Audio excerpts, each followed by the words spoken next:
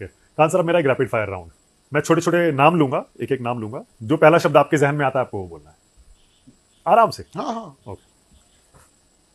राहुल गांधी। कांग्रेस के नेता हैं, बहुत संघर्ष कर रहे हैं। आप पसंद करते हैं? हमारे पसंद का हम तो हमसे आप 10 नेता का नाम पूछेंगे, हम कहेंगे 10 को पसंद करते ओके। प्रियंका गांधी। हैं। अच्छी बहन है उनकी। सोनिया गांधी। सब एक ही पार्टी से पूछेंगे। आ रहा है, बहुत लंबी लिस्ट है। आगे। मनमोहन सिंह। एक अच्छे व्यक्ति और एक अच्छे अर्थशास्त्री, और जिन्होंने 1991 में जो किया था ना, उनको विपक्ष भी नहीं भूल सकता है। चाहे वो मनमोहन सिंह हो, और अटल बिहारी वाजपेयी हो, रतन टाटा और एपीजे अब्दुल कलाम। हम 4 लोगों को बताते हैं इस देश को कैसे लोगों की जरूरत है। मनमोहन सिंह सिख धर्म से आते थे, लेकिन कोई इनके खिलाफ कुछ नहीं बोल सकता। देश के लिए क्या नहीं किया। रतन टाटा पारसी धर्म से आते थे, देश के लिए सब कुछ कर दिया यहाँ पर। एपीजे अब्दुल कलाम मुस्लिम से आते थे, सब कुछ कर दिया। अटल बिहारी वाजपेयी बुढ़ापे में परमाणु बम दिया, जो आज भी हम लोग खड़े होकर रहते हैं। देश को ऐसे लोगों की जरूरत है, इस तरह के लोगों की जरूरत। ओके। नरसिम्हा राव। उस समय इन्होंने इनके लिए बहुत खुशनसीब थे कि इनको मनमोहन सिंह जैसा एक व्यक्ति मिला था, जिन्होंने अर्थव्यवस्था से बचा के इनको लेके चलाया था। अच्छा, ओके। वीपी सिंह। उस समय का जो पॉलिटिक्स मांग रहा था, उसी रास्ते पे चल दिए थे। राजीव गांधी। दूसरे के कहने के वजह से कई डिसीजन लिए, जो इनको बहुत बहुत बुरा खामियाजा भुगतना पड़ा।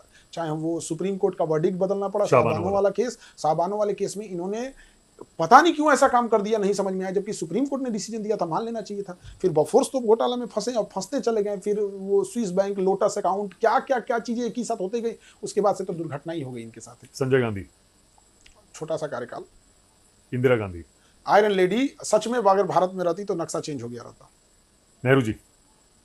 अंधेरी गली के मुहाने पे जिसको देश पे छोड़ के गए थे सब, जवाहरलाल नेहरू को। तो नेहरू को वर्ल्ड लीडर बनने की अगर चाहत ना होती, वर्ल्ड लीडर बनने की चाहत ना होती, तो देश का ये हाल नहीं हुआ रहता। चाइना पे बिना मतलब का भरोसा करना, कश्मीर का मुद्दा लेके जाना, यूएनओ में लेके जाना, अपने आप को यूएनओ का महासचिव बनाने की ये सोच लेना, बिल्कुल एकदम गलत। चाइना के प्रति तो इनसे घटिया नीति कोई लाया ही नहीं था। बाबा साहब अम्बेडकर। अनमैचेबल। चेहरा खिल गया एकदम, अम्बेडकर जी का नाम आते ही आपका। अनमैचेबल, अम्बेडकर साहब अनमैचेबल। और ये तो आप कह ही चुके कि उनको पहला प्रधानमंत्री बनना चाहिए था देश का। Okay, Sardar Patel. Iron man, बिल्कुल एकदम। उन्होंने बहुत किया, सारे छोटे छोटे राज्यों को जोड़ के किए। उनका कोई मतलब बैकडोर सपोर्ट नहीं था। एक मिडिल क्लास से आने वाले व्यक्ति, जिनको पढ़ाई के लिए भी इतना संघर्ष करना पड़ा और देश के लिए इतना बेहतरीन काम किया, जोड़ के रखा। चाहे उनका सबसे बड़ा योगदान लक्षद्वीप को आधे घंटे पहले जोड़ा, जो लोग बहुत बार इसको नहीं देख पाते। वो लक्षद्वीप को जोड़े और इधर कश्मीर भरोसे बैठे थे जवाहरलाल नेहरू का। कश्मीर में उतना इंटरेस्ट वो नहीं लिए थे, बट जो साउथ वाला एरिया था उस सबको एकदम बेहतरीन ढंग से जोड़ के रखे। वो मतलब 10 साल और जी जाते तो देश की स्थिति कुछ और होती। दुर्भाग्य से उनकी मृत्यु 1950 में हो गई।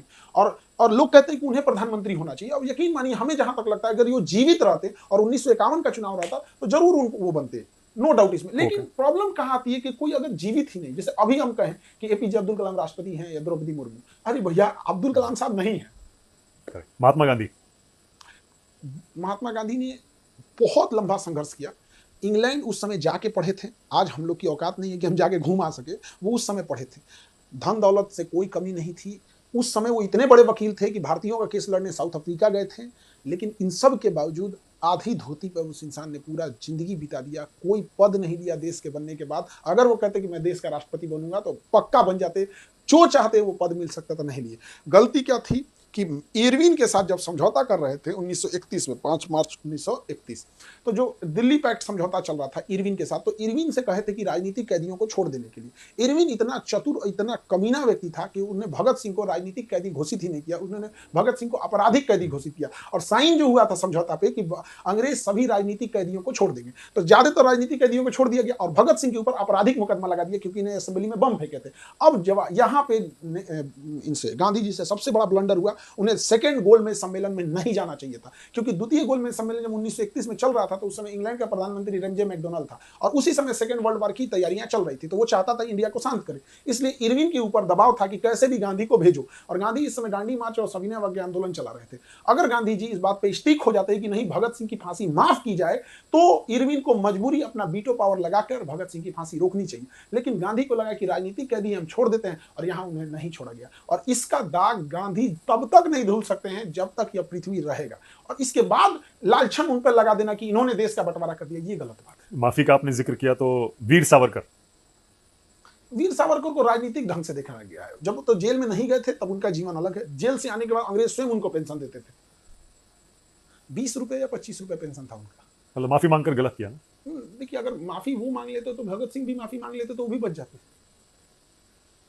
तो कहीं ना कहीं थोड़ा सा इस पे प्रश्न चिन्ह लग जाता है। लेकिन ये क्या है ना कि ये ऐतिहासिक मुद्दे से हटा के इसे राजनीतिक मुद्दा बना दिया। एक इंसान ये सोचता है कि आपके मुंह से उनकी तारीफ निकले और एक इंसान सोचता है आपके मुंह से उनका विरोध निकले, और दोनों पक्ष, दोनों जो धर रहा है वो ये नहीं देखना चाहता है कि मतलब असली बात क्या चीज थी वहां पर। नाथूराम गोडसे जिन्ना को मार देता भाई, ये तो इंसान है। 80 साल के बूढ़ा आदमी को धक्का नहीं मारा जाता है।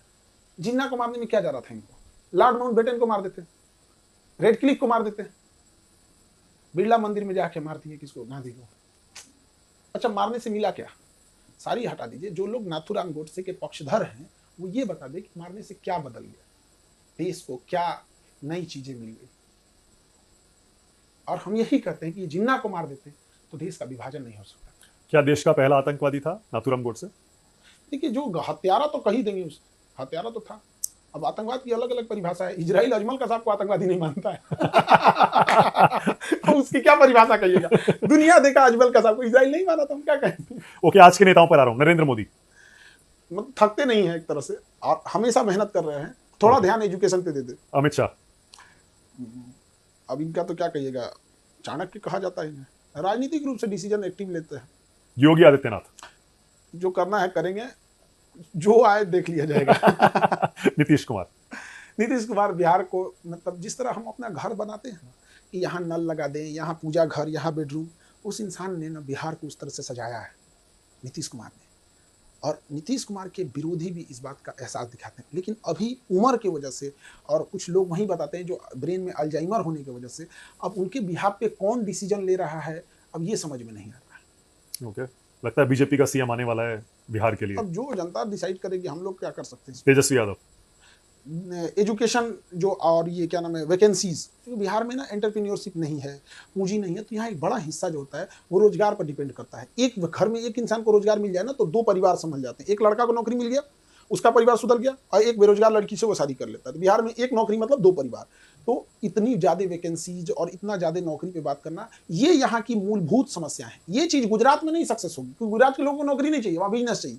बट यहाँ पर जो उन्होंने रोजगार और वैकेंसी, महंगाई पे जो बात की है, ये मेन धरातल के मुद्दे हैं।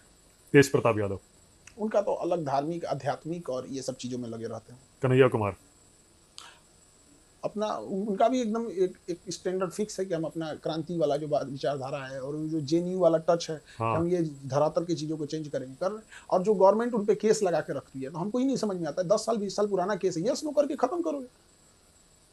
अब ये बात है, आप खुद से सोचो। हाँ, 10 साल हो गए उसको। 10 साल पुराना केस है, यस नो। अब आदमी कंफ्यूजन में रहता है, हुआ है नहीं हुआ है। असदुद्दीन ओवैसी, अभी इधर जो ऑपरेशन सिंदूर के बाद हाँ। जो हमारे डेलीगेट गए थे, वो उन्होंने बहुत बढ़िया वहाँ पे, जो मिडिल ईस्ट हो गया या अरब देश में हो गया, जो बेहतरीन ढंग से पाकिस्तान को धोया उस इंसान ने।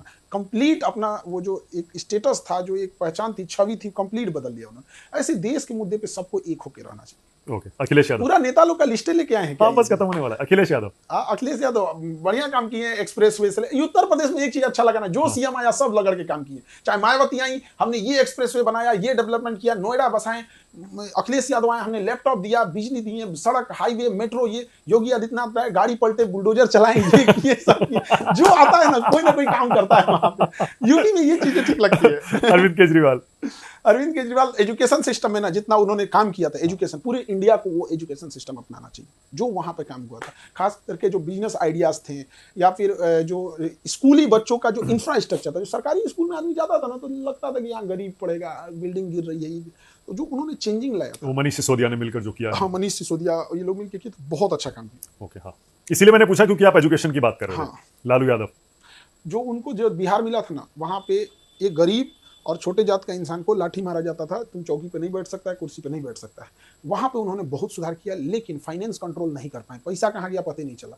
तो उनका सबसे बड़ा अचीवमेंट कहेंगे तो जो नहीं, जिनको अधिकार नहीं मिलता था उनको अधिकार दिलाए।